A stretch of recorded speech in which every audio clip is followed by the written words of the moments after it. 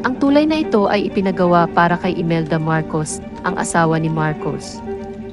May mga usap-usapan hinggil sa pundasyon ng tulay at ang mga kwento tungkol dito ay maaaring makakatakot.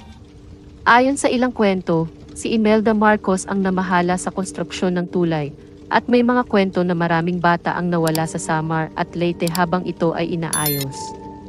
Nang matapos ang San Juanico Bridge, nag-stop ang mga ulat ng pagkawala ng mga bata.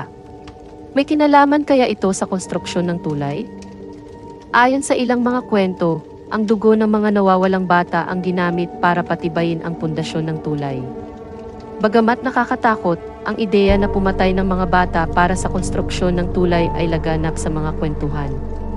Sinasabing ang malakas na pundasyon ng tulay ay nagmumula sa dugo ng mga sanggol at mga batang kalye na isinasagawa sa isang ritual.